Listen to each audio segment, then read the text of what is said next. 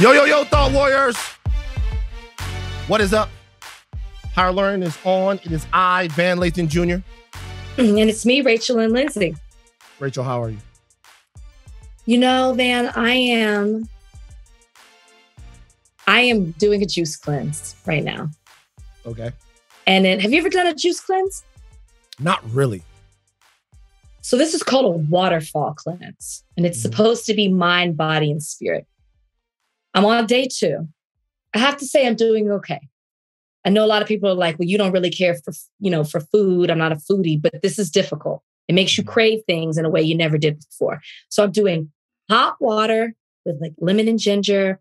I'm doing these smoothies mid-morning, afternoon, early evening, and then I detox at night with like a certain type of tea. So you'll see me drinking this green juice throughout. She makes them for you, drops them off. It's a 3-day cleanse. Her name is Kimberly Snyder. She's incredible.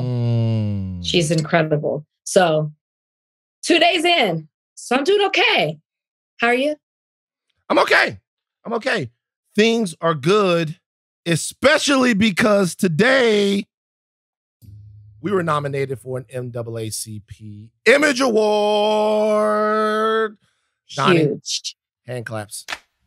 Rachel, what was it like for you when you heard that we were nominated for an NAACP? Oh my gosh. Best Podcast, Society, and Culture. Which is a very competitive category. Let me just say, Society and Culture is competitive. A lot of fantastic podcasts. I found out because you text us. I felt like I looked at the text 4 or 5 times before it registered. I was like, oh my gosh, were we nominated? And it took me back because this is a very new category for the Image Awards. And it started last year. And I remember when we submitted last year, and I remember wanting it so badly and being disappointed when we weren't nominated because I think we do good stuff, great stuff here.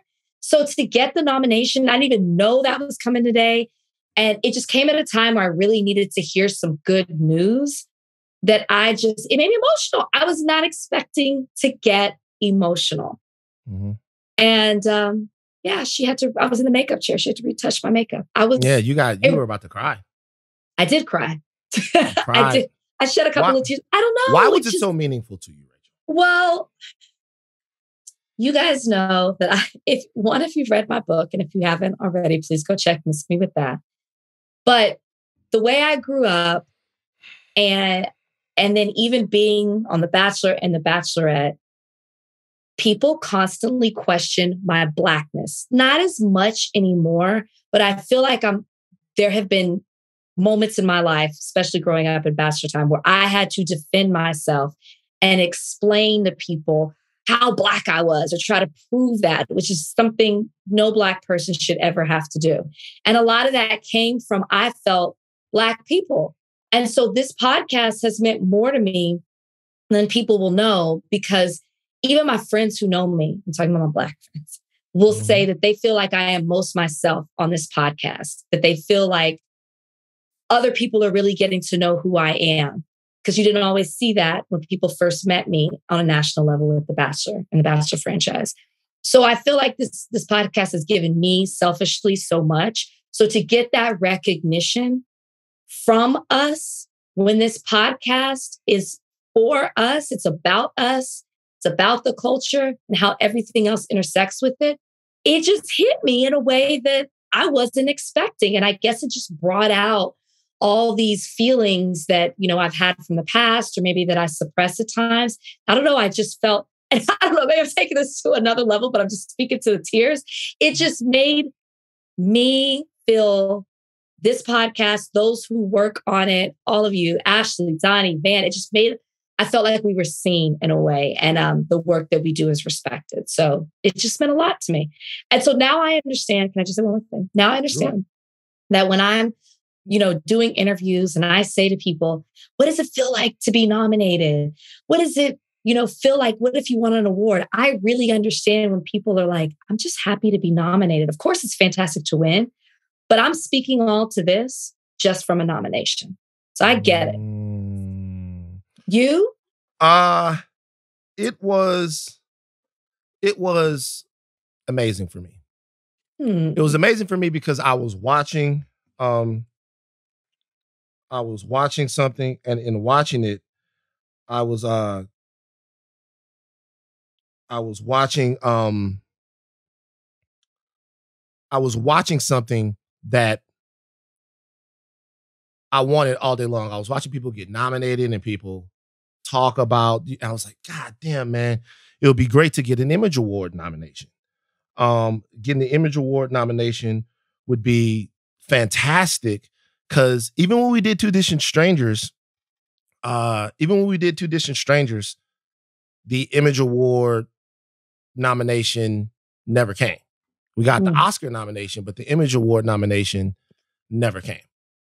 And so with that situation, I was like, just kind of being sort of recognized by, your people. The Oscar is an amazing accomplishment, right?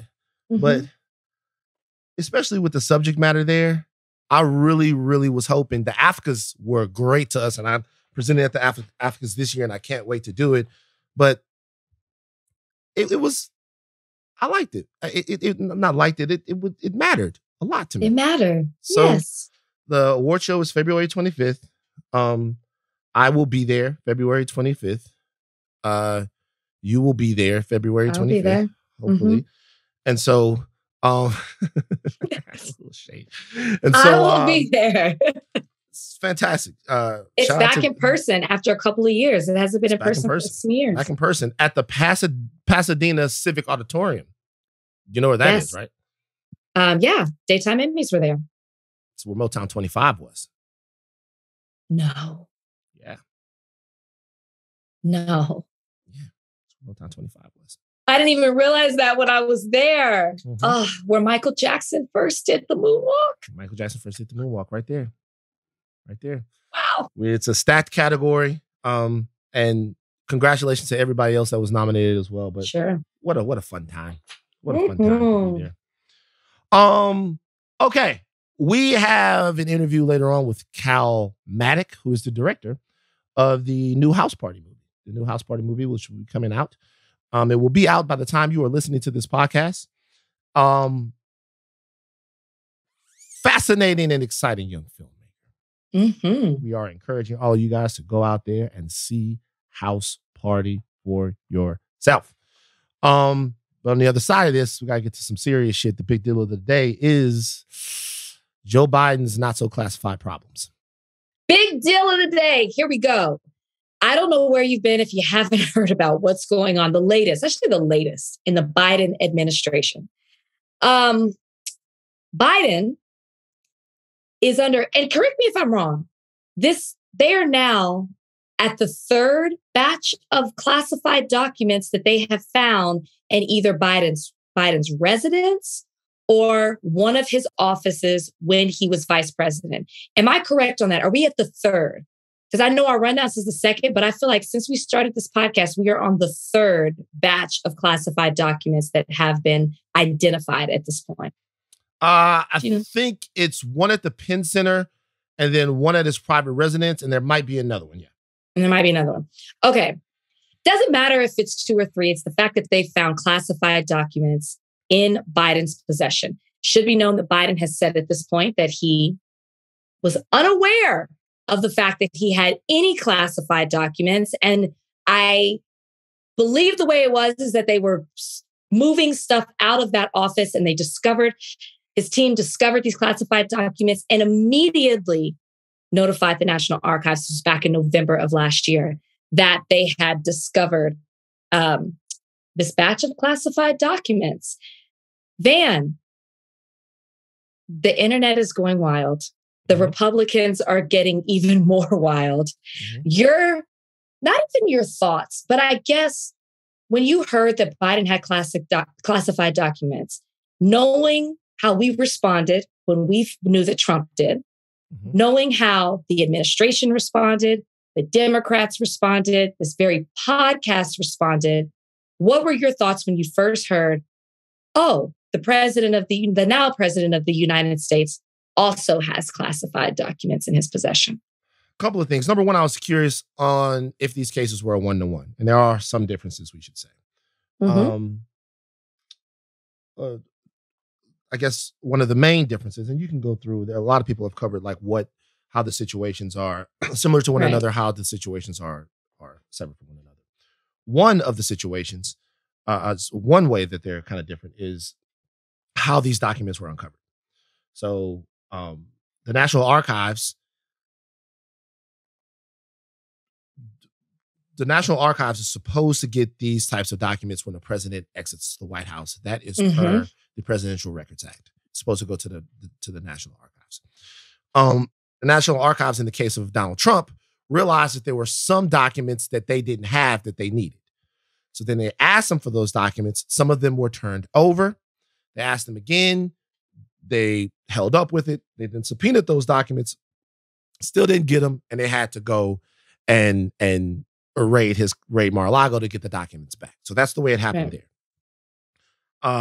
There seemed to be a reason that Trump was dragging his feet in returning the documents. There seemed to be a reason that some of the documents in Trump's possession seemed to be either manipulated, destroyed, shredded, or things of that nature. Right. And there was a lot of what you could say obstruction in the case of Donald Trump. In this case, there are far less documents as far as we know. There may be like 10. Yeah. Okay, is what people are saying. And it was actually President Biden's people, when they were cleaning up some stuff, that found them, immediately reported them.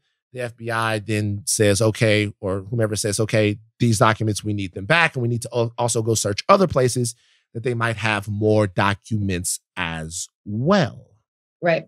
Okay. Having said all of that right there, I think this is a major problem that people have when you talk about the difference between Democrats and Republicans. And sometimes it seems like in this situation that what Donald Trump is doing is illegal, evil, nefarious, and all fucked up, right? Like he's evil. And it seems like what Joe Biden is doing is just negligent and stupid. But at that level of power, there's no difference. Yeah. At that level of power, treating those types of documents in a place where you would have them in your private home in Wilmington, which Joe Biden did, okay? Or you would have them at a think tank for diplomatic studies, which is the other place that they were. It seems that in that place, like having them in that sense, it doesn't really matter.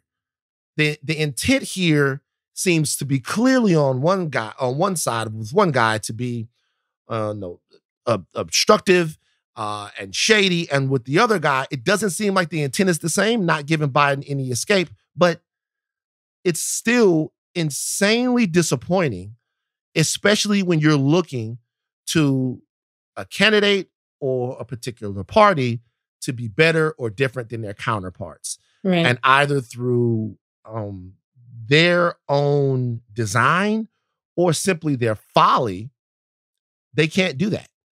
And that's what I thought. I was just like, Jesus, what a humongous way to fuck up. And also, if I were the Republicans, I would have a lot of questions. Like, for example, all of this happened on November 2nd, right? The midterms were November 8th. That's only 6 days. But that seems plenty enough time for this story to have leaked and broken in some sort of way. I know there are a lot of hoops and things to be jumped over. The fact that this story broke only after the midterms, only after like the new Congress has been sworn in, I guess just sworn in after the 17th or 18th try, or whatever it was, 16th try, I'd be like, interesting. It might have not been enough time for it to leak through the whatever channels and go wherever it was supposed to do and hit the news cycle. But I mean, it was in November that they notified the National Archives. So like, what's the news going to be? They didn't know how many, they didn't know specifically what it was. What was the news was going to be, hold on, I have to use the bathroom. Okay.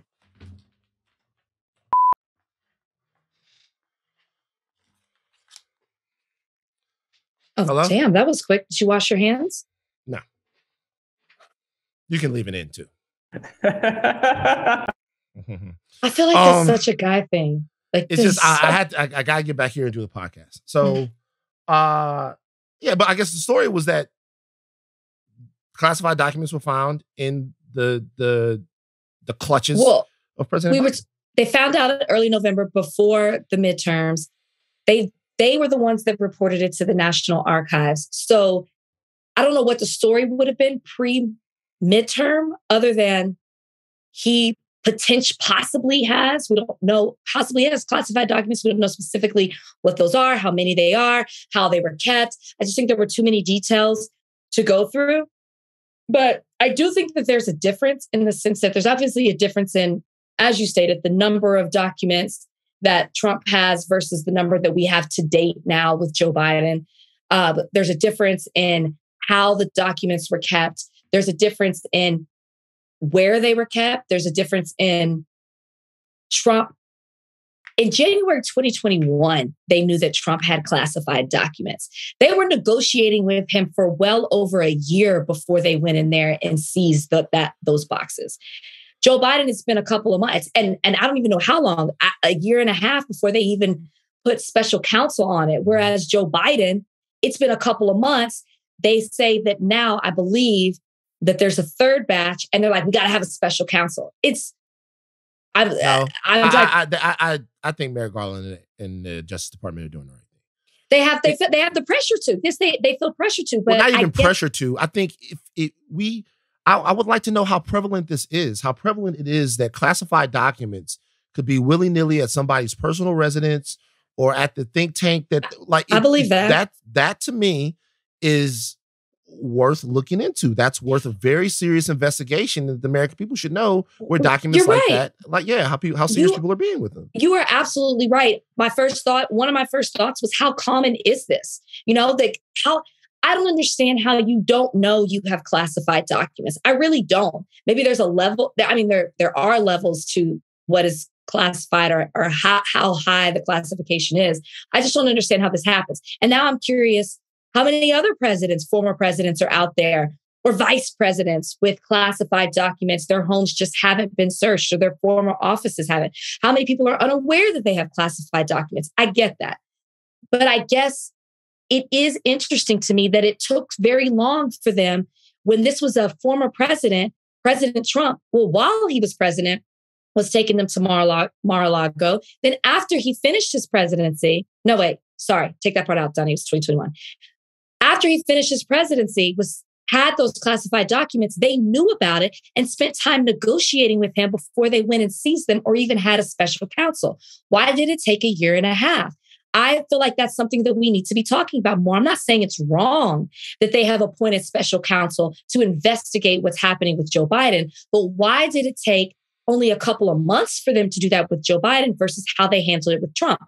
Maybe the answer is, he feels more pressure based on how the current administration responded to Trump. But I am curious, and I would love for somebody to ask that question, and for Merrick Garland or somebody in the DOJ to respond to why there's this discrepancy in how you handled one that seems to be far more serious and have more harsh repercussions than possibly with Biden. Because there's also a legal difference. The way that Trump handled this situation in regards to that he refused to give back a lot of these documents, which is why they had to go seize them, is why his rises to the level of violating the Espionage Act versus Biden, who the moment they found them was reporting them. It rises to negligence. So there is a difference, because if this is handled in a legal sense, they're going to be punished in a different way if one is gross negligence and the other one is a violation of the Espionage Act. If you read the Presidential Records Act, negligence is a part of it, though. Negligence with the documents is tantamount to being criminal in and of itself, if you read it. Secondly, there's something else here. Secondly, there's something else here. The courtesy that they were doing for Donald Trump is the courtesy that they were giving the next president. That was decorum. It was decorum that they were saying, hey, we know that you have these documents, right? We know that you have them. We need them back. Can you give them back? There's no reason that they thought that Donald Trump wouldn't give these documents back. Okay, so they're like, give us the documents back. He didn't do it. After he didn't do it, they raid him. After they raid him, now it's out in the public because the FBI is at Mar-a-Lago. So now people are asking Merrick Garland, what are you going to do? This seems to be clearly a crime, and the covering up of it seems to be clearly a crime. Is there something criminal there? And the investigation isn't necessarily to put Donald Trump in jail or to levy any criminal charges at Donald Trump. It's to investigate whether or not something criminal happened. Amounts to it, yes. Yeah, which would have never happened had Trump just complied and cooperated with the archives and with the subpoena.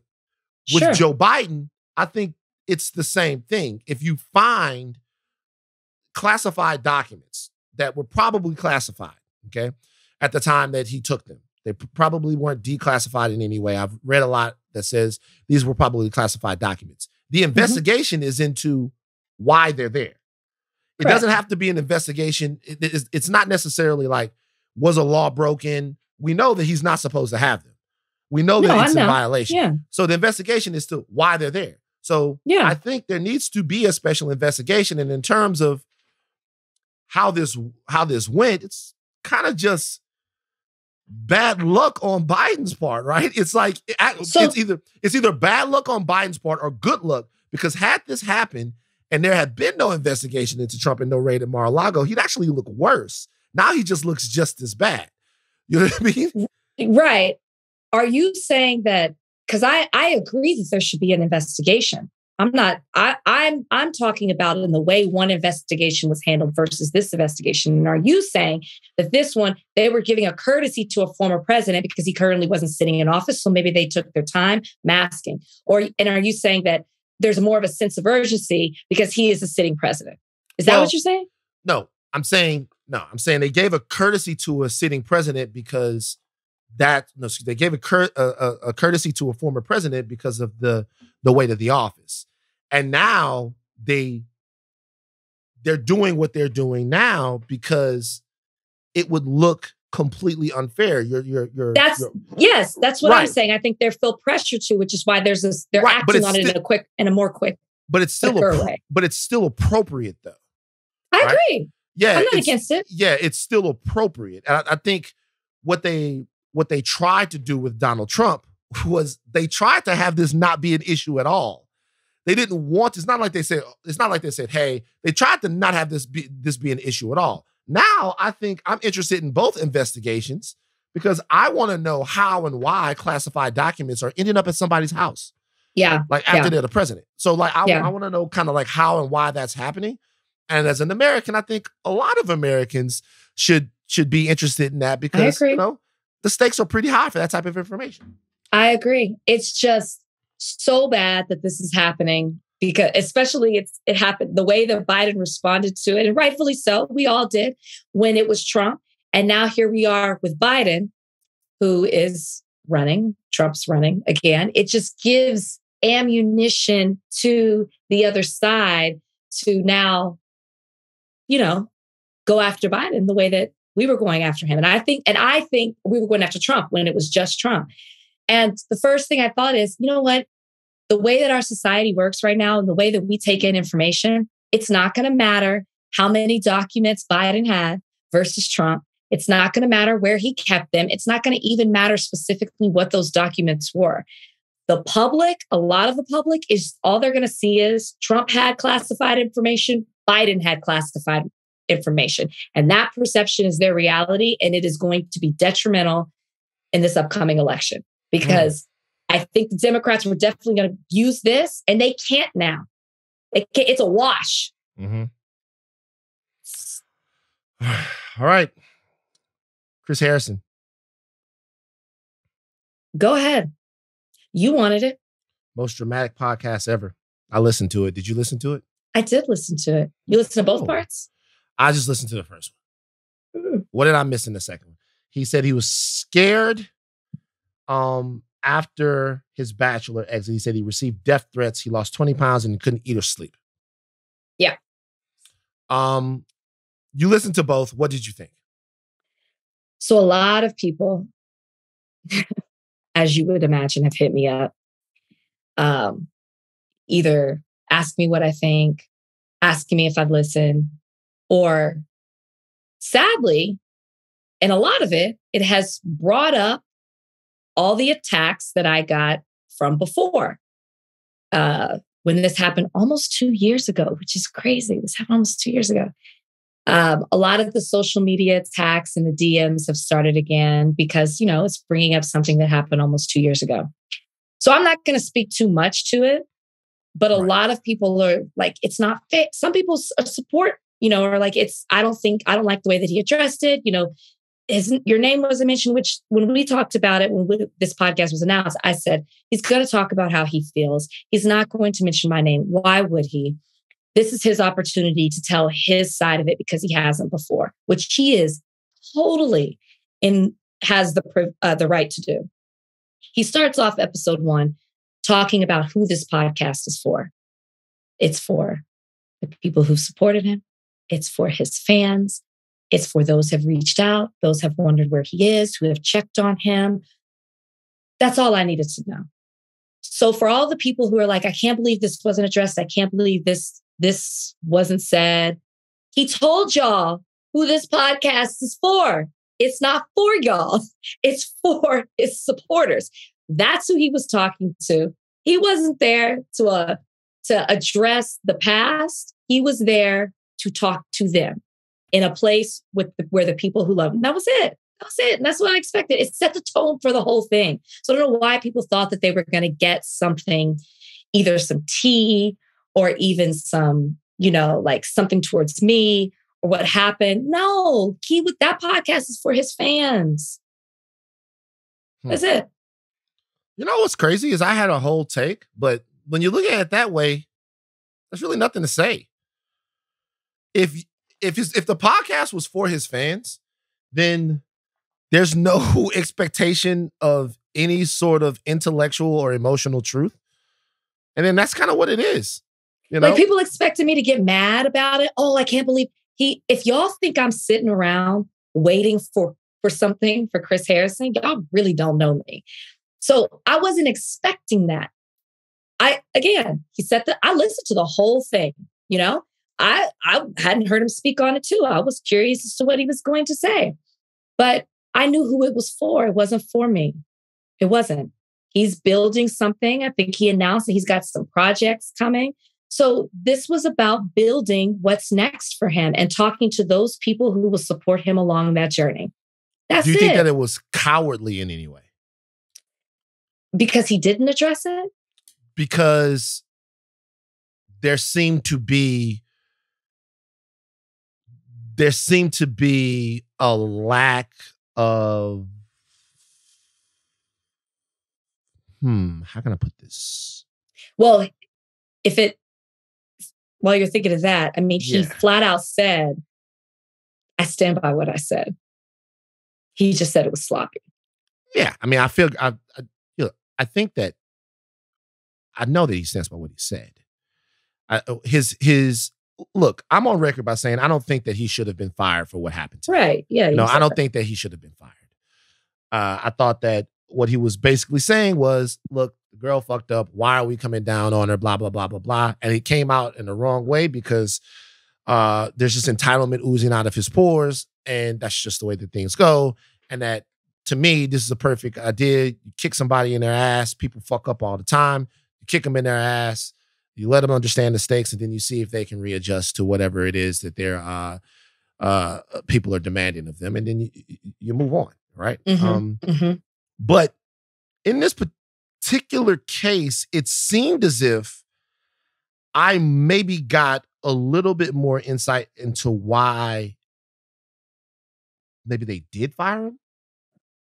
Really? Because, well, he didn't seem to... there was a sniveling sort of shit-eating sort of tone to it. I realized that the guy's been through a lot, but he seemed in a way to have almost zero humility, about anything. It didn't. To me, mentioning your name in that whole situation is sort of, it's almost admitting or acknowledging that there was a human being on the other side of the interview, like a person. Mm-hmm. And that it wasn't like a thing that kind of was getting volleyed back and forth, that there was a person there, and that the way that you, and look, I'm not in any way trying to act like I'm some great moral guy. But what I'm saying is in this situation, it seemed like the thing that he didn't get then is kind of still a thing that he seemingly doesn't get now. And I get that, but he was talking around it. It wasn't fucking enough for me. It wasn't fucking I said what I said. And it wasn't, look, I'm sorry, I get all of these things. I understand all of this. It wasn't any of that. It was that sort of putrid middle that really doesn't move anything anywhere. And if he kind of had that, if he had that attitude at all with them when they were trying to kind of get their show back together and get their universe back together, I could see why somebody might be like, well, this fucking guy will never get it. Move on and let him go with God and do whatever it was. But I always was so curious about The Bachelor and why something that seems to be an entity that seems to be so dependent on human connection didn't even have like they didn't have the infrastructure or the structure at all to just be able to have actual real conversations about this that make people, feel like they're enlightened or that they're a part of the discourse. It seemed to be such a mass experiment in cowardice that they, you know what I mean? Well, because the show was never intended to have these types of conversations. The show was built for a particular audience. I've said it multiple times. It was cultivated to be a certain way.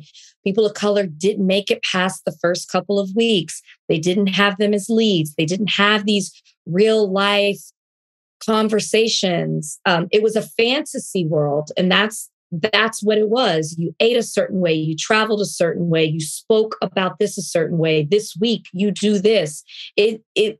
We always used to call it a social experiment when we were on the show. But I think to your point about humility, I can't remember if he says this in part 1 or part 2, but he talks about losing himself in all of it, right? Of what people were asking him to do, about having a crisis manager. And he talks about losing himself, and he did something with telling his brother to take a post down where he felt like that wasn't him. And he was lost himself. And that's when he hit a wall and was like, I got to take control of this. And to me, that's when he unfollowed me. He didn't say this, but I mean, that was the line in the sand. And I think that's the term he uses. He unfollowed me. He unfollowed Brian. He changed his entire social media. And every step forward was in a different direction. And so to me, I feel like that humility was everything prior to that. When he talked about losing himself, it made it seem like he didn't want to do certain things that he was doing. He was doing it to retain his job or to get back in good favor with the public. So I feel like the direction that he's taken now is him drawing a line in the sand. This is me. This is how I'm going to be. And I'm going to continue to move in this way. And I'm going to talk and fuck with the people that have supported me along the way. I mean, he lists a laundry list of people, names them by names, names them specifically of who has supported him. Shout out to Eric Beeger, who supported him. That's how he referred to Eric. There's only a couple of Black people. Eric's name is Eric Beeger. I would just like to say he calls him Eric Beeger. Right. Yeah, that's Right. that told me also everything I needed to know. I just want to thank Eric Beeger. It's bigger. Got everybody else's name right. All right, well, we'll see what happens, man. Good luck to you, Soup. Yeah, y'all, don't get upset over it. This is what he's doing, what he's doing for the people he wants to do it for. And that's it's his podcast. He can't come back without addressing it. So he addressed it totally in is a way right. that you would expect. So There you have it. Okay, old tweets. Oh, you know what? Before we get into old tweets, let's talk to Calmatic. House Party, the remake. House Party. It's House Party, right? It's not just House Party. It's House Party. House Party is in theaters. As you listen to this right now, the director of the movie, Calmatic, will join us on the other side. And I want you guys to listen to this interview. Very impressive young man, young brother. Check it out. Something very important happens this weekend. This podcast is coming out on a Friday. And this Friday, we're going back to the Ola A days of my youth. But with a fresh twist, because House Party is coming to screens near you. Now, look, my man Jacob Lattimore is in this movie. I'm a big Jacob Lattimore fan, but there's some new talent that you might have not heard of. One of our brothers from across the pond that plays in Doctor Who is in this. What's that brother's name, Calmatic? Tosin Cole. Tosin Cole. The voice that you're hearing. Tosin Cole with a T. Tosin Cole. The voice that you're hearing right now is the director of the House Party remake feature film reimagining or remake, Calmatic. He joins us today on Higher Learning. What would you say that it is? Man, I mean, for me, to be honest, I've been calling it like a remix. Like, you know, I come from music, right? And so for me, it's like, you know, we're taking the original, we're chopping it up, like we're changing the pitch, but we're adding like new drums and new synthesizers. So like it has a modern sound. So to me, it's like a flip, you know what I'm saying? To be honest, like, you know, it doesn't have to be called House Party. It can be called anything, but I think, you know, that namesake is just like what gets people going to the theaters. And, you know, we're keeping the legacy going. I mean, at the end of the day, it's a hip hop movie where kids are having fun at a party. So House Party. Yeah, man. Yeah. Yes. Calmatic, I've seen it. Oh, okay. Congratulations. Thank you. It's good. I said I did the junket already. I was able to talk to some of the, you know, the stars in it. I had so many questions because there's so much to talk about in regards to the movie. But for people who haven't seen it, how did you decide, you know, how you wanted to pay homage to the original movie, but then still keep it your movie with this 2023 version?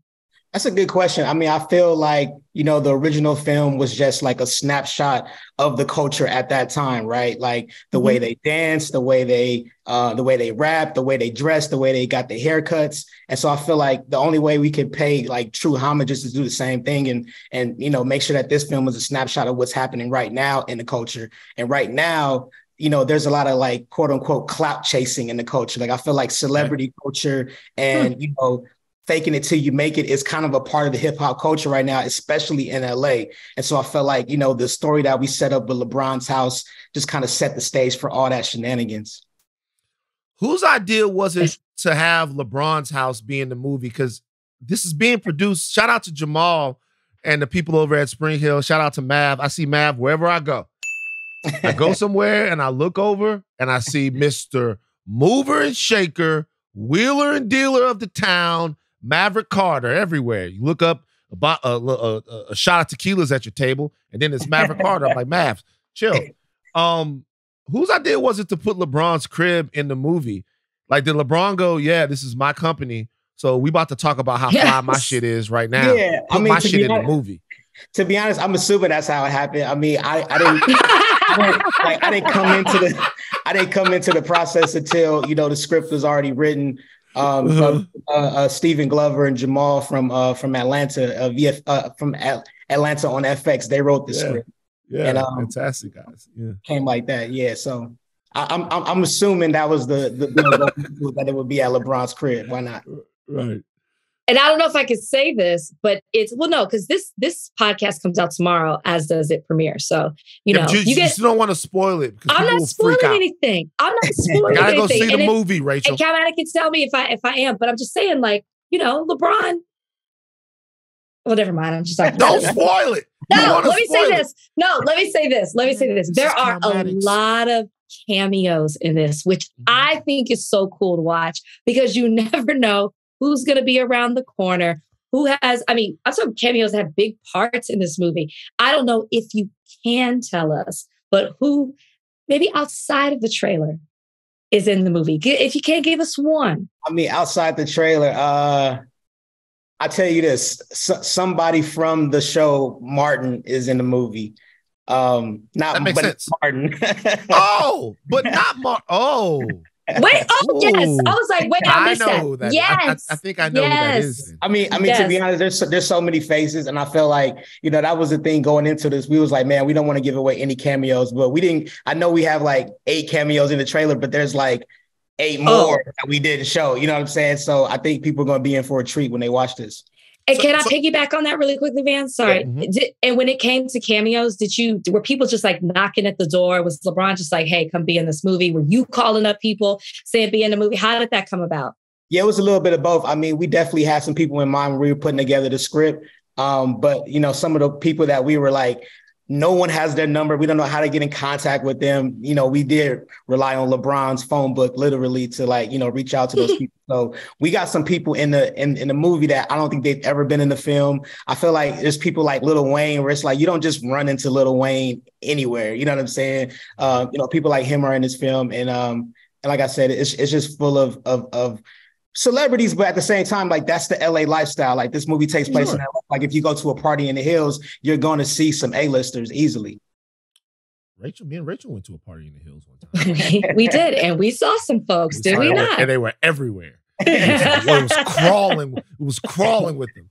They all got together and took a picture. And my manager was like, man, you should go jump in the picture with those. I'm like, no. He definitely did tell you that. He said, like, go get in the picture. I'm like, no, nigga, what the fuck you talking about?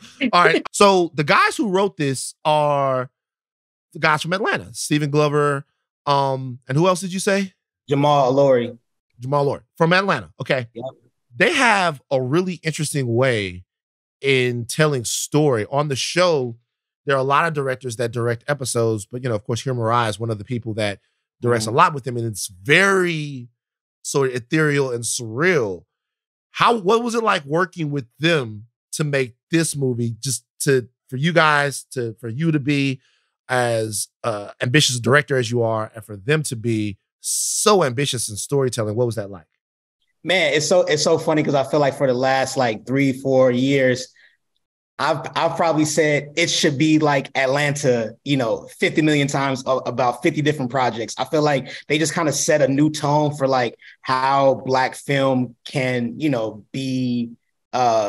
be felt, so to speak. You know what I'm saying? And I think, when we're in the process of like putting the script together, like they had so many twists and turns that I didn't see coming. And like, when you watch the film, you'll see like the biggest twist ever. And you're gonna be like, okay, I can't believe, not only can I believe this is happening, but I can't believe this is happening so long with this particular person. You know what I'm saying? I feel like, you've seen it, right? So you know exactly what I'm talking about. And so I feel like, they have the ability to kind of just like make things awkward and make things like weird, but for some reason, like it feels possible and real at the same time. And it was just a pleasure working with them, man, and to be a part of their legacy, man. I'm big fans of them, and I'm sure they got way more coming down the line. So here's an underrated thing about the original House Party trilogy of movies. Stuff people don't know. Broke on screen a lot of legendary Black comedic talent. People don't know this, don't get credit for this. Martin Lawrence, Chris Tucker, Bernie Mac, David Edwards, Michael Collier. So many different huge voices in Black comedy are sprinkled throughout those movies. Real facts when you go back and look at those films. And Kid and Play will tell you that that is one of the things that they are most proud of in terms of the House Party films, is how many fresh faces got to be on screen for the first time in a big movie like that in that way. I saw all 3 movies in the theaters. That's how old I am coming at it. It's question. My bad. Oh, sure. No. I just want to ask you to ask that question is, who are we going to learn about from this movie? Yeah, I mean, we're definitely going to learn about our 2 leads. Obviously, I think people know Jacob Lattimore. He's on The Chi. He kills it. But, like you said at the beginning, Tosin Cole, I feel like, this is his coming out party. Like, he's from across the pond, but he's a student of the culture. And he dialed in and gave us something that I don't think the world is ready for. He has a realness about him coming into this movie, I was like, man, we can't have just like a young, TikTok type of kid. We got to have a quote unquote real nigga play like the play role. You know what I'm saying? And, when I saw Tosin's audition, I was like, yo, that's him right there. And, I think kind of going back to the discovery thing, I think, a lot of the comedians in this film, DC Young Fly, Ha Davis, Watts Homie Quan, these are people that are considered quote unquote IG comedians. And I think that's kind of, underserving for them. I feel like, the reason why they're on IG is because there's not enough roles for them to, display their skills. And so I felt like, with this movie, like this is my opportunity to like reach out to those folks who've been putting in work literally daily, for everybody on social media to like get the opportunity, for a theater, debut. That's interesting because DC Youngfly said that when I was talking to him, he said he had to fight to convince some people to get the role. And I didn't think about that because I see him so much. I think he's very funny. He does tours and everything. Yeah. But I guess some people can't separate what he does, you know what I mean, on IG or maybe even with Wildin' Out to the big screen, which I thought he was great. Yeah, he's great. And that's the thing, too. I think people think that he has like one note, but like he is very well-rounded as an actor. Like, I think, he could get a big break by being in something extremely like dramatic and, something like Snowfall or whatever, one of these A24 movies that are like super creative. And I feel like he would do really well in that space. That whole line of back and forth just pissed me off. He said that. He said he was like, I had to fight for it. Let me tell you why it pissed me off, man. I want to shout out DC Young Fly, Carlos, Chico, the 85 South Comedy. These are some of the... Yeah. Look, I get it. Like, DC Young Fly is a fucking star. Those big brothers are stars. I'm talking about, nigga, Oakland, Seattle, Baton Rouge, Atlanta, Boston, Miami, wherever you go, 85 South is there. They got a fucking whole arena of people lit up. That's why we need to see more of all three of them brothers. They are bona fide comedy stars. Yep. Talking about some DC Young Fly. Give DC Young Fly and all of those brothers all the things, man. They amazing. Huge fans of those dudes, man. Sure. Now, let me ask you something. You're from LA. I've heard from people around the town, bro. I'm going to be honest with you, Calmatic, just real quick. What you hear? I know you're not going to do it. I've heard from people around the town that you're the next big thing, bro. Oh, man. Be real with you. I heard one person said to me, this guy is going to be a major studio director. Okay. I mean, I'm already a major studio director. I mean, this is a major studio. I know. I feel you. Talk some goddamn shit, Calmatic. They mean, but you know what they meant. They meant that like you're going to be, but they mean like this guy. I heard the name. Somebody said Antoine Fuqua when they were talking about you. It's a big deal. Big deal. So I asked you, you're from LA, right? Yep. Born and raised. From here in LA. Is LeBron a top 5 Laker of all time? Ooh, top 5 Laker. Let's see. Let me give you my top 5 Lakers first. I think I gotta go with Magic. Okay. Kobe. Shaq. I'm gonna go ahead and throw Abdul-Jabbar to you because you need to put him in. Yeah, but he's not my top 5. You know what I'm saying? If I really gave I would have like Nick Van Exel or like Eddie Jones in the 5, you know what I'm saying? But from like a hybrid perspective of like my taste and like the ESPN like idea of it is like, yeah, I think LeBron's like 5.5, 6, just because like just by default, he's got a ring, you know what I'm saying? Right. Like you can't deny his greatness and like he's won. So I think yeah, why not? Like, yeah, why not? Yeah, 5. No, why not? Calmatic, let me tell you something. Calmatic, you're gonna be around for a long time, brother. I'm telling you right now.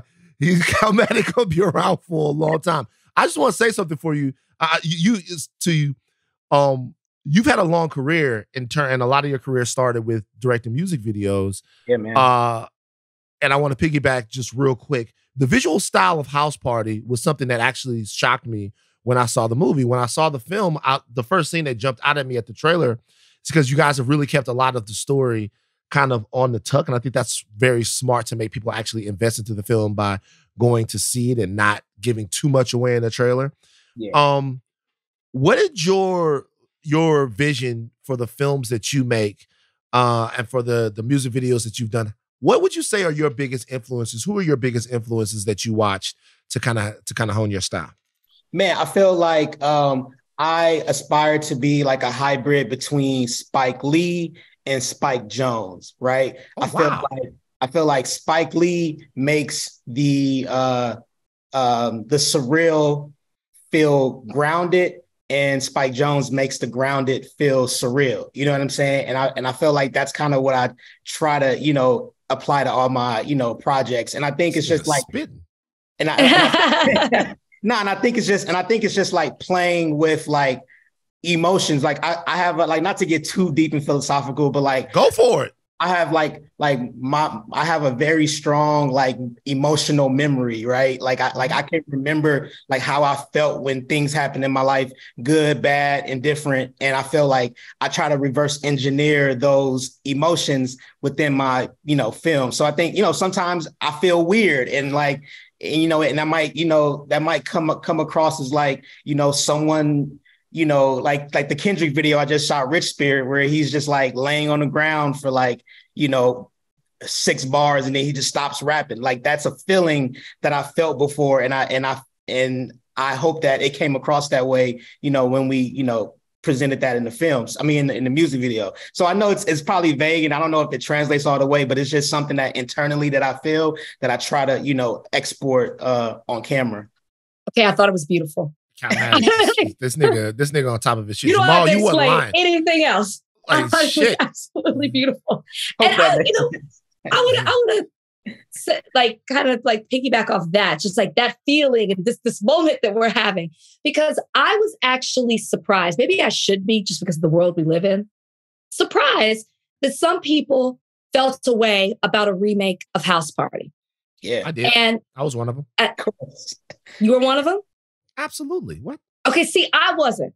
Because I guess the same way you talk about what House Party meant for you growing up, I think it's cool that a new generation is going to get to experience House Party. So for you, and like, you got the other White Men Can't Jump coming out soon too. So what would you say to those people? I say don't fuck with that either. Look them in the eye. I say don't fuck with that either. So I'm trying to be nice, right? And I think the default answer that I have is like, how old are you? You know what I mean? 42. I think that's the first question. And I think, so my question is like, do you think that when the original House Party came out, 42-year-olds enjoyed it and understood everything and were like, I love this movie? They probably didn't get it. They probably thought Kid's haircut was stupid. They probably thought, they should have been inside the house and they were out too late. You know what I'm saying? I don't know. But I just feel like, to be honest, I think based on like the amount of media that we have at this point, I think there's more things that are around that we, still hold on to, you know what I mean? And I think, but at the same time, like, you can enjoy this film. It's for everybody, but let the kids have something, man. Like I said, this, I think, House Party should be a movie that's remade every 10 years. Like, it's just a snapshot of the culture. Why can't there be why wouldn't there have been a House Party in the 70s or the 80s? Like, that would have been a dope movie that we could look back on and like, look at like, oh shit, look how they dress, look how they talk, look how they dance. Like, it's just a snapshot of the culture. And hopefully like 100 years from now, we can look back and be like, damn, this is how we did what we did. So I'll split the difference with you here, Calmatic. Because there is a comedian that I left out that was big in the original House Party, and that's Robin Harris, right? Oh, yeah. And because my father loved Robin Harris, my father loved House Party, the movie. And he was old when it came out. It's like 1990 or whatever. My dad born in 55. Rest in peace. So he was older when that movie came out. But I remember something very vividly that my father said when he was watching House Party. He was like, this reminds me of like movies we had in the 70s. You go out with your boys and then like something happens. He said that. I think for me, I wonder how my dad would have reacted if it was Kid and Play in a remake of Let's Do It Again. Yeah, or, yeah. You know what I mean? Whatever, right, yeah. Cool. But look, we're in a different time now. I'm excited about the movie. I'm excited about fucking Jack Harlow, you guys, whatever, We'll see what we're gonna. I believe in you. I believe in you so much, Calmatic. I'm gonna give Spring Hill their props right here. We came to Jamal at Spring Hill with Two Distant Strangers, and he passed, and we won an Academy Award. Now, this is shout out to Jamal. That's my man. I'm fucking with him. But I'll tell you something. I am so excited for your career. Like, just sitting down and talking to you right now, bruh, I sincerely hope that one day we get to make something together. And I'm watching everything that you do, because just your entire approach to filmmaking and everything that you've done, it's very fresh. That's why I don't think that either one of these movies will let down fans that were fans of the iterations before, because of your vision and all the stuff you guys are doing over there. I'm so happy for you, brother.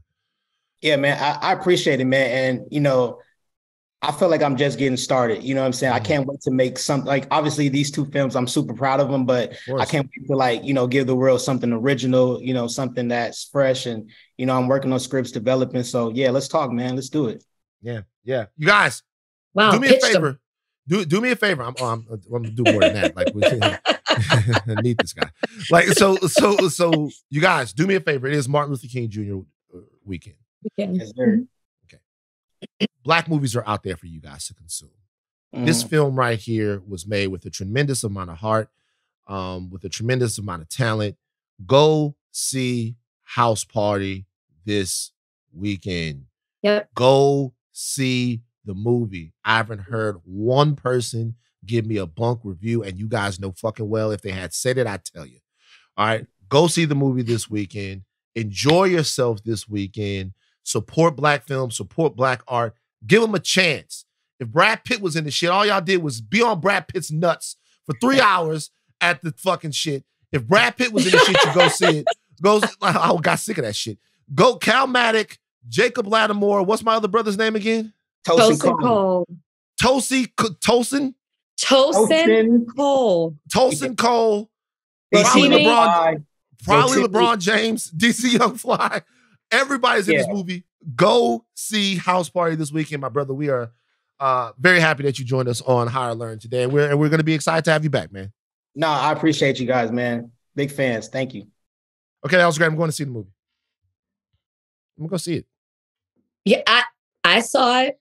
I'll probably go see it again in the theater to support. But you should check it out, because I'm interested, because you're such a fan of the 1990 version, as I am. I just want to see, hear your take on comparing the two. It's got an uphill battle. I'm not going to bullshit you. But it doesn't. That doesn't matter. It doesn't matter if I go to see House Party and I love House Party, or if I go to see House Party and I don't dig it at all. The important thing is to give Black art a chance. Right? Give it a chance. It doesn't really matter. Give it a chance. And by the way, if you don't like it, then you don't like it. But for this, I gotta go see the movie. But it's an uphill battle. It's an original House Party. It's an uphill battle. But like you said, it's not for me. 42 But years I think that's great that your expectations are in a certain way, because then all they're going to do is just prove you wrong. Boom. All right. Old tweets. Interesting week for old tweets. There's a guy named Chef Way. His name is Wayman Wesley. He's now Chef Way on TikTok. He posted this video where he was making oxtail pasta. I don't know if you saw this. You see the video? I saw the oxtail pasta. Right. Made oxtail pasta. He made the pasta himself, which I've never seen. I've never seen this nigga serious about cooking.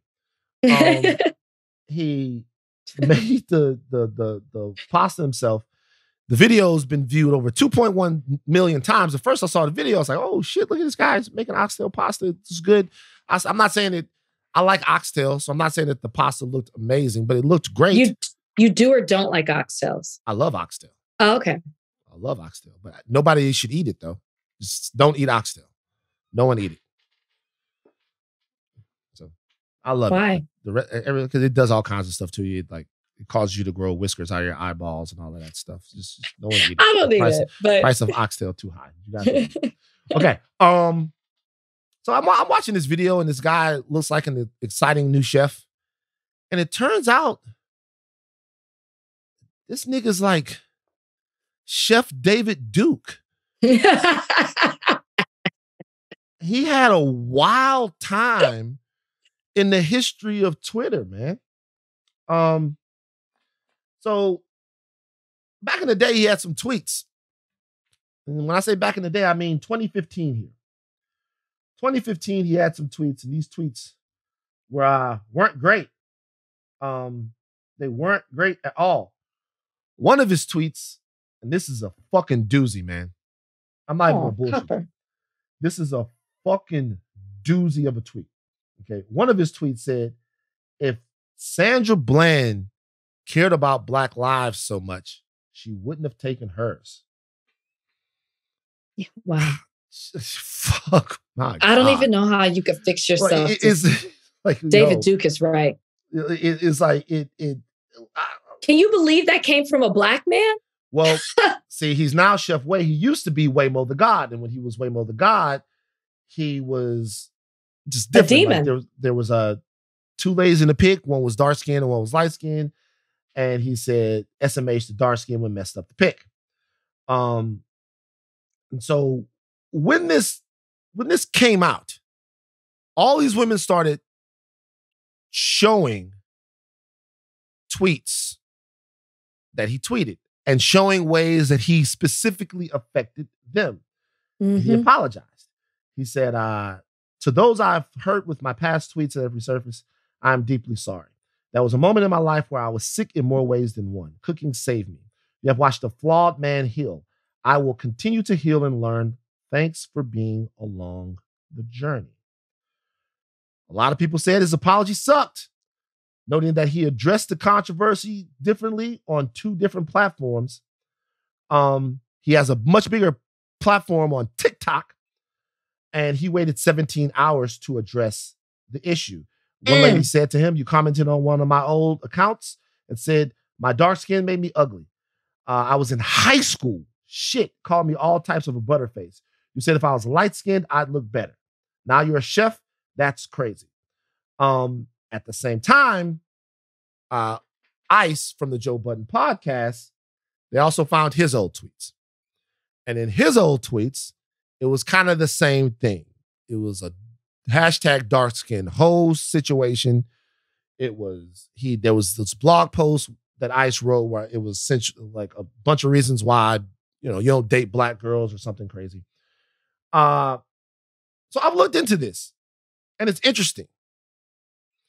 The interesting thing about it is Chef Way says that he was going through something personal in his life.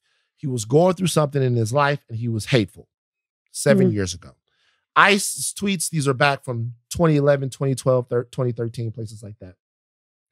And then generally people tell me, and I wasn't on Twitter that much at this time, but generally people tell me that Twitter at some point was the wild, wild west when it was just fucking Nazi, fuck, rape, kill, all of this stuff, and it was jokes and it was understood. I don't really have a good handle on that climate because I wasn't tweeting that much then. You know what I mean? I wasn't really around. Wasn't even on. The question is it possible that Ice or Chef Way either felt a certain way at a certain time, said a certain thing, and that they don't feel that way any longer? Sure. It's possible that people change. Has Ice apologized? I haven't listened to the Joe Budden podcast. I don't know if he's addressed it. I haven't gone to his Twitter. But I don't even know if it... Can you go to Ice's Twitter and read what it says his tagline is?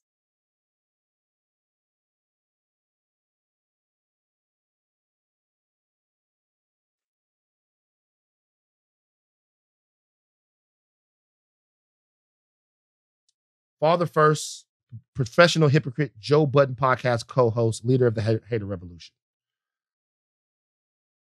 Maybe I saw what it used to say. What did it used to say? I'm a paraphrase, but it was like something like, if you don't give a fuck what I have to say, like, fuck you. Mm-hmm. But I thought that was what it currently That's his pinned tweet. It's pinned. Oh, excuse me. There. Can you read that? Can you thank you so much, Donnie. Van, Can you read that? Okay, so this is the pinned tweet. Oh, and as always, if you're offended by anything I tweet, fuck you and your feelings. B. That is from 10/29/10. So that's from 2010. And it's pinned. Still to this day. Interesting. And when did his tweets come out? When did his older tweets? Mm-hmm. They were from around that same time, a couple of years after. And you've pinned it 13 years later. No, fuck you, ICE. Like, how am I supposed, I believe people can change. Absolutely. I've changed in many ways. But when you have that tweet, and thank you, Donnie, for clarifying that and finding that. When you have that tweet and you've pinned it, and it's been pinned, pin feature I think came later, but it's been up there, tweeted it for 13 years ago, and you still have that same mindset, and you were tweeting such hateful, disrespectful, disparaging remarks against Black women, how am I supposed to believe that that's the thing that you changed about? You got caught, is what you did. Your feet are being held to the fire, is what's happening at this point. I don't believe anything that you say.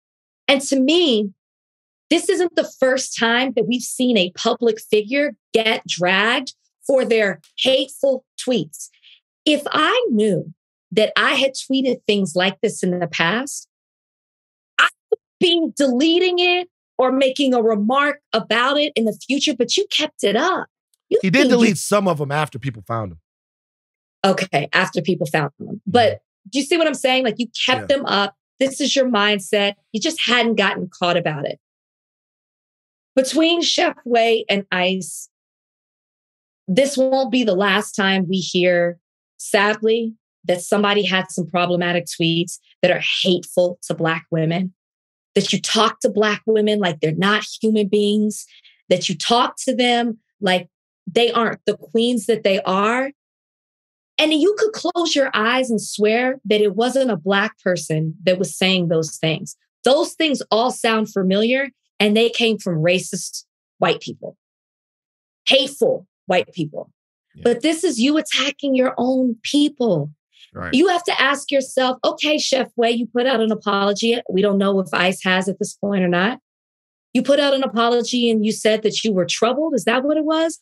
That you were going through something in his life, so he's a prosecutor down in Houston or something like that. And so... oh, God. How many Black women have been... I mean, I'm sorry. There needs to be a review of his cases. He's a prosecutor? And you apparently feel he's that way? Donnie, make sure you fact check this. Apparently he's a prosecutor. God. Apparently he's a prosecutor in Houston. But listen, his job stuck by him and said that they're aware that he had a very rough time that included some substance abuse and some other addiction issues. And because of those issues, and then he's gotten past those issues, Cooking has gotten past those issues, they believe in him. They believe he's a different person. They believe now he can go on and do whatever it is. So your addiction made you hate Black women? No, that's something that's internalized. I'm not knocking the fact. I'm glad that this man is on the other side of whatever it was that he was struggling through. But it sounds like you were going through some things with addiction. Maybe there was some mental health issues that you had, but that made you hate Black women for years on social media. I'm sorry. There needs to be a full review of his cases, because if that's how you feel about Black women, how many Black women did you prosecute just because you didn't look at them at the same way that you look at every other woman in society? This is a real issue.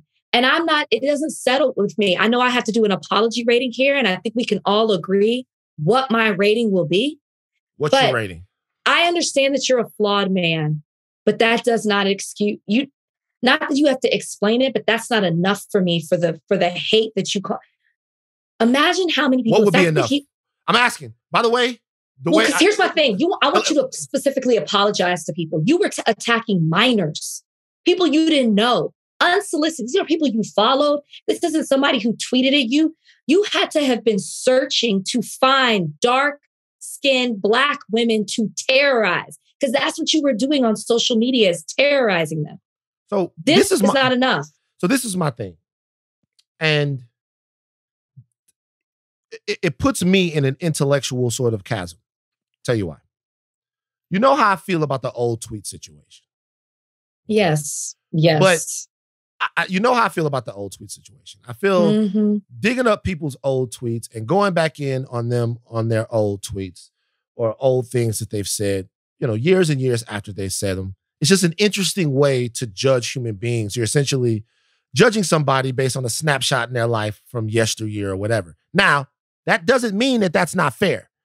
It doesn't mean that it's not fair to judge somebody on a snapshot of something that they said years ago. The question is, how do you know that it's fair?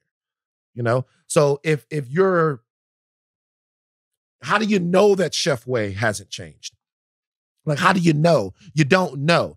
And if you do know, right? And if you do know and you feel like it's all a fraud, then you go with what you do. Or, by the way, there's a third thing. If somebody says something fucked up like that to you, you never have to forgive them. I want to make sure everybody's clear on that.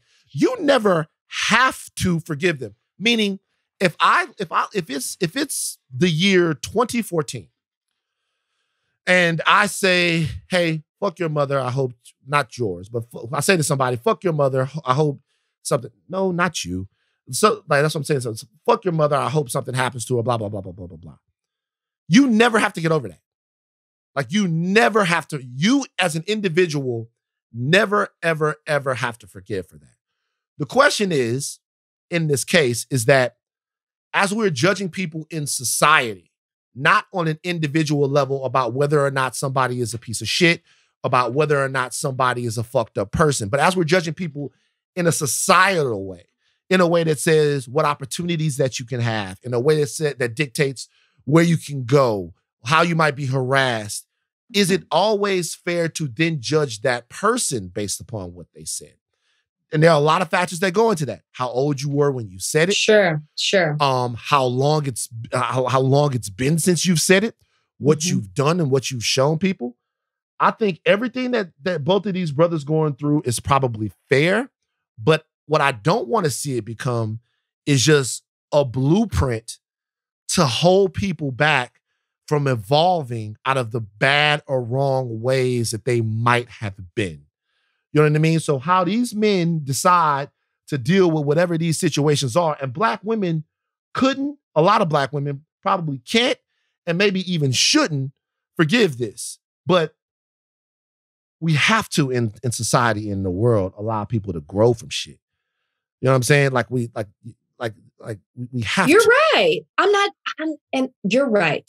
I am not saying that people can't, but if we have certain factors that we're judging things by, I just don't feel like, I guess I keep thinking of the young black girl who was terrorized by him. Who knows what kind of tailspin this could, because you were hurting, because that's what you're blaming it on. Whatever you were hurting with, you decided to attack a certain type of woman. That's what you're saying. Over and over again. And I think that should be a factor. How many times you were doing it, how much you did this. Who knows how that affected her? Mentally? You know what I mean? Physically? It could have damaged her for life. And I think that that's something that you're 100% right in everything that you said. And I think that, and I'm glad you said it because it is something that people should remember. I just am on the other side of that.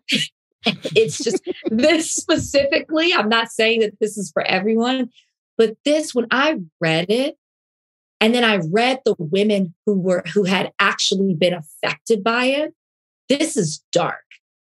And I don't call for people to, despite what people think, I don't call for people to lose their jobs or say hit up their sponsor. Well, actually we did with Crowder. Yeah, but that was, I mean, that was different. And I stand by that. Yeah, I stand by that too. I stand by that. But I'm typically not that type of person. But I do think that your actions have repercussions and you're paying for things that you did in your past. And these things were despicable. Agreed. So yeah. I don't feel sorry for you when you lose your sponsorship, Chef. I don't feel sorry for you that you have to make an apology. I pray that it doesn't send you back down a dark path that you've worked so hard to overcome. But what you did impacted people. And so for that, I don't feel bad for you. Apology rating? 1. Yeah. Yeah. We'll see what happens. He tried 2. 2. We'll see what happens. But it seems like it's probably going to take something a lot more substantial than what he did to really move on with it. And to be real with you, I think there's probably something else that bothers people in terms of Chef Way. I think the other thing that bothers people is that he tried to rebrand as a chef without acknowledging who he was in the past, as if people wouldn't kind of get it. You know what I mean? And so it was working on TikTok. It came to Twitter. It is what it is. We'll see what happens. Okay. Dana White. We didn't cover this yet. Dana White smacked his wife. Twice. Now, I don't know if people have seen the video. New Year's Eve. Cabo San Lucas, Mexico. Dana White's arguing with his wife. His wife slaps him. And then Dana White retaliates, slapping his wife a couple of times. Looks like there's a mini fracas after this. The first time I saw the video, do you know what I thought? What? Not gonna matter. Oh. Not gonna matter. And why did you think that? Because society tends to punish the people who are easy to punish. Dana White's hard to punish. The low-hanging fruit? Dana White's hard to punish. Okay. I want to make sure people understand this. Dana White is hard to punish because Dana White is important. Dana White has cultivated. So Dana White, TMZ breaks that video. And then where is Dana White like right after that? Somebody go to TMZ right now and read the headline. I'm just interested. I haven't seen it. Like, Google it right now and read the headline. Of Dana White or just of on Dana there? White. Of Dana White. Read the headline. Dana White and wife Ann in drunken nightclub fight? That one? Okay. No. What was the headline on the site? Oh. Well, that was it on January 2nd. So that's what TMZ wrote. Yeah, Dana White and wife Ann in drunken nightclub fight on New Year's Eve. That's the headline. Okay. Kareem Hunt was in a fight with a woman. Kareem Hunt, who I think plays for I can't remember who he plays for now. He used to play for the Chiefs. He was in a fight with a woman. It was Cleveland or Cincinnati. I can't remember. Yeah. He was in a fight with a woman. And the headline is Kansas City Chiefs running back Kareem Hunt brutalizes and kicks woman in hotel video. Okay. Now let's go to Joe Mixon. I don't know what this is going to be. Joe Mixon, TMZ. Let's just see what the headline is. I saw him this weekend. Saw Joe Mixon this weekend? This past weekend.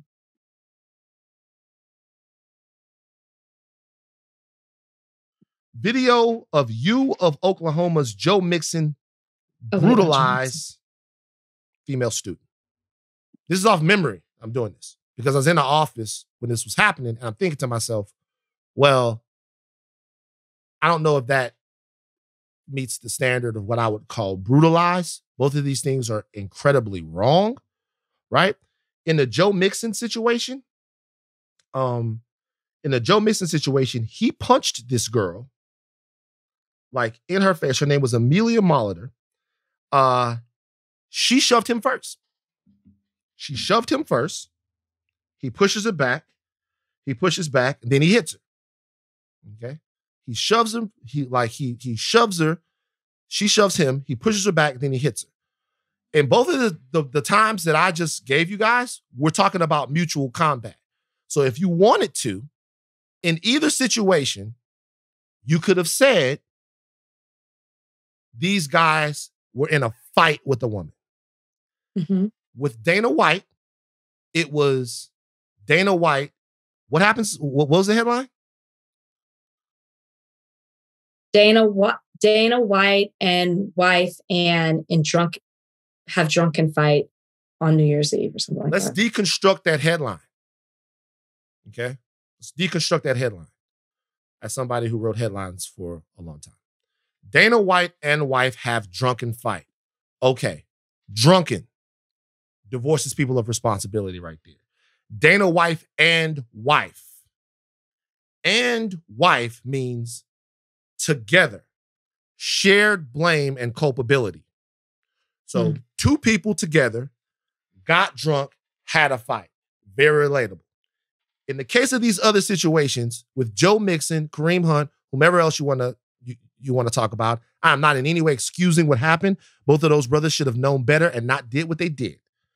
But what we get is a situation with Kareem Hunt where there's mutual combat, with Joe Mixon where there's mutual combat, and the video is, the thing is, U of Oklahoma's Joe Mixon video evidence release, vicious KO punch on female student, brutalizes female student. I'm not saying that these punches are the same. But what I'm saying is that even though there was mutual combat in the situation of one of these, and there was mutual combat here, because what I could say by looking at the Dana White video is Dana White's wife smacks him. He's never in any danger, by the way. So there's no reason for Dana White to defend himself by smacking his wife. That's bullshit, right? Dana White is a trained fighter. He's been boxing for a long time. Dana White smacked his wife back because he was angry. And the way you know he smacked her back because he was angry and not in any self-defense was because he smacked her again. Like he smacked her again and then it gets kind of whatever. Tim McGraw one time smacked the shit out of a lady at a concert. He walked by her. It's happened at TMZ. He walked by her. She smacked him on his butt. Okay. He continued to walk. He doubled back and knocked the shit out of her. Doubled back and smacked fire from a woman in the audience. He was already gone. Okay. There was no danger. He was standing on the stage and she was down in the crowd. She smacked his butt. He comes back, smacks the goddamn shit out of her. And I remember being at the office and going, yo, that smack was totally punitive. Like he was punishing her and he smacked the shit out of her, right? I'm telling you, I'm telling people right there, I'm like, right now, if that's Lil Wayne, Kevin Gates, whomever, y'all are up in fucking arms, but you like Tim McGraw. This is why I say this about Dana White. Dana White and the office have a very sturdy relationship, always have. TMZ is on the cutting edge, the bleeding edge of breaking UFC content. Dana White was always calling up. Dana White has been on TMZ Sports a bunch of times, was when I was there, right? Talks to Harvey all the time. They were going to soft pedal that in any way that they could, and because of relationships, the way it goes. And then he came on TMZ Live right after that and got the opportunity to tell his side of the story and apologize, right? And apologize by telling his side of the story. I'm not indicting anyone specifically when I'm saying this. What I'm telling you is that if people are wondering why the Dana White coverage hasn't been the same, it's because Dana White means something to these people. You need UFC coverage, you need Dana White, whereas it's better to have Dana White there, even if you view him as an abuser, than it is to have somebody you don't have the same relationship with, right? ESPN. When Stephen A. Smith was talking about Dana White, he made sure to discuss just how big of friends he is with Dana White, right? Just how good of a person Dana White is. Because most times, if you are white and you make a mistake, you're looked at as a decent person who got caught up in a bad situation. With Kareem Hunt, Joe Mixon, whomever else these guys are, and these guys maybe have had other problems, some guys have all kinds of problems. This is sort of it gets used as a gauge to show people, well, this is who they really are. So the moment I saw that he was in trouble, I was thinking to myself, and I don't have any opinions on Dana White per se. I don't think he should have put his hands on his wife, right? But the moment I saw that he was in trouble, I knew that this would be okay for him. And I bet he knew that it would be okay for him. I bet that there was conversations and talk and all of that. I bet it's fine. It's not going to be a big deal. But I just want you guys to do the same thing that I do. Because I have a bunch of these. Afro Man, girl came up, grabbed Afro Man, or did something to Afro Man on stage. Afro Man smacked the shit out of the woman after she did that. Afro Man smacked the shit out of her. And I remember the conversation. I'm sorry to tell you guys. I know you don't want to believe it. It's just different. Like it's none of it's okay. None of it's okay. It's all fucked. It's just different. It's different. So going back to when you said Dana White knew it would be okay. Donnie, can you play that? People are saying, he's a big public figure. He's big, charged this big company. Nobody's really talking about it. Are there any repercussions planned from the company or self-imposed repercussions? Yeah, well, I mean, what should the repercussions be? You tell me. I take 30 days off. How does that hurt me? I mean, I told you guys when we were going through COVID could last 10 years. I could set it out and, you know what I mean? What would be the problem? It's much like COVID, actually. Me leaving hurts the company, hurts my employees, hurts the fighters. Doesn't hurt me. I could have left in 2016. See? And if you watch it, he's speaking about it in a very flippant way. He goes on to talk about how, he's handled it with he and his wife had to talk about it with their kids or whatever. And, the only way he's going to suffer is in the court of public opinion. But at the end of the day, he knows how much he is worth to an ESPN and to a lot of other people. And so he knows that it won't impact him in any way because they need him. And like corporate greed, man, money, all of that. That's what's running it. Go back and watch the clip if you see it. He's like, so what? Suspend me for 30 days? What's I gonna do? I'm watching the Afro Man video. Afro Man. Oh God. No, Afro Man. Afro Man slapped it.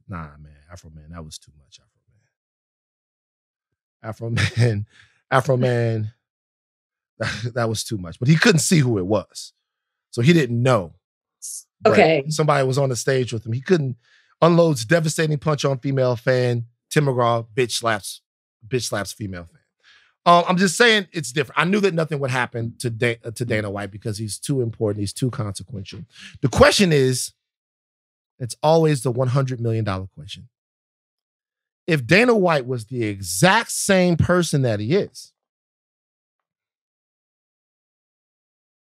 not as a rapper where they expect you guys to be violent, or not as a ball player where they expect it as well, where subhuman entertainment machines, people look at it. But if Dana White were the same person that he is right now as head of the UFC, with the power, with the back and all of that stuff, but he were black,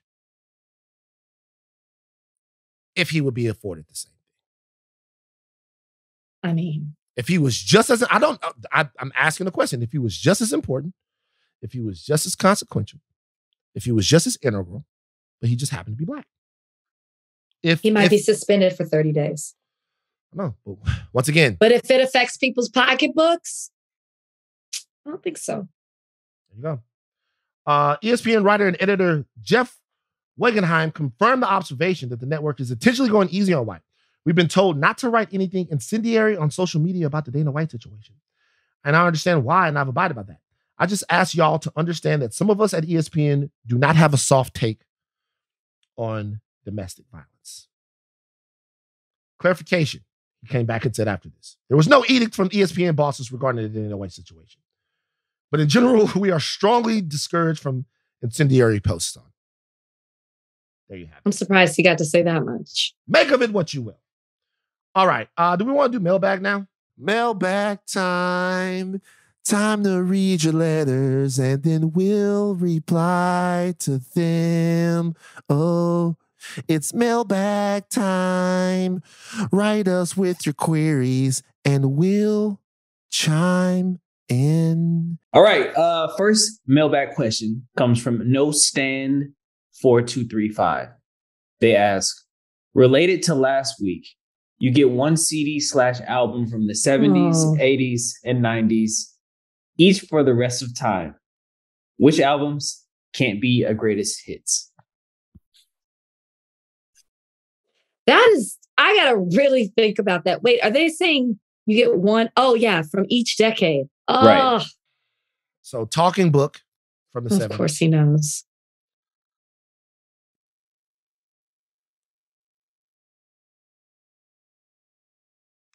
The 80s is tough, man. I mean, the 80s, it's going to be Thriller. It's probably bad for me, to be honest with you. I was going to say Thriller or bad, actually. So either one. And in the 90s, it's Me Against the World. I don't know who the 70s. You don't know anything about music. Stop it. I don't know albums off the top of my head like that. That's a good question. All right, I got my 80s. Hold on, I'm about to name one.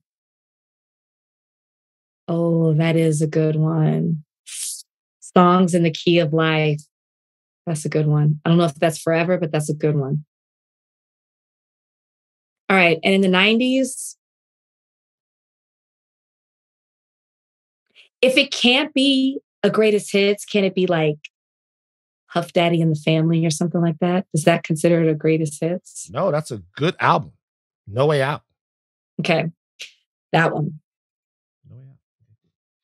All right. Cool. Okay, go for it. Next one. Bernie Gat Sailor asks, related to Tuesday's conversation about public bathrooms, what are your feelings on going to the bathroom outside? When is the last time What the fuck? did it? Well, You don't like that? You don't like that? You don't do it? I have when I'm drunk. Mm-hmm. And I couldn't make it. And I hate it. But I have. I piss outside all the time. Well, you're also a guy. Yeah, so that's not like, if you're talking about taking a crap outside. Oh, I've never done that. I don't think I have. God. I don't think I have. I think I might have pooped it down in the woods one time with my dad. Like, pooped it. But you can't really do that, when you're out there because the deer will smell it and then you're not going to get a hunt. But I think I had to one time. I think I had to lay that smack down in the woods. That's so gross. Donnie. So, yeah, but I pee outside all the time. I drink so much water and sometimes I go for long walks and sometimes I got to pee. You might see me on your local neighborhood security camera pissing it down. Donnie, go to D. I like D, this. okay. Savon28 asks, what's a childhood dream that you haven't fulfilled yet, but you still intend to do in the future? Go ahead, man. I still want to write and direct my own feature film. Aw, and you're on your way. I'm going to do that. I'm going to do that. I'm going to do one with Calmatic, and then I'm going to do one by myself. I also want to write and direct my own feature film. Rachel, what about you? I don't know. I feel like, you know what? When I was little, all I wanted to be was a lawyer. Since I was 7, I was obsessed with Matlock and my dad. And I was like, I want to be a lawyer. I want to be a lawyer. And then I became a lawyer. So like, I don't know. I feel like because I guess I'm thinking of dreams in the sense of career. I don't know, guys. Maybe I was I didn't have a big imagination as a kid. I feel like, or maybe I'm just living my dreams. Sorry. Unexpected ally of the week? Oh shit, I don't have one. No, yes I do. I'm gonna steal it from the timeline. The Republicans in New York calling for George Santos's resignation. Is that yours? No. Oh, yeah. They're calling for it. Now they're talking, right? I don't know what they were doing before when they said they were going to start taking their vetting, the vetting process more serious because they're sharing stories now of George where he's talking about being a volleyball star. He told them he was a volleyball star in college and that they won the championship. And they just laughed about it. But this is serious. This is the representative. Mine is Merrick Garland. For the investigation. For the investigation. I think it's important. I'm sorry, guys. I think it's important. I don't know what's going to happen. But I think it's important for the American people to be able to know how safe the secrets of the government are. And I think that this is something that should be treated with the utmost importance. Do I suspect that Biden is doing anything intentionally shady?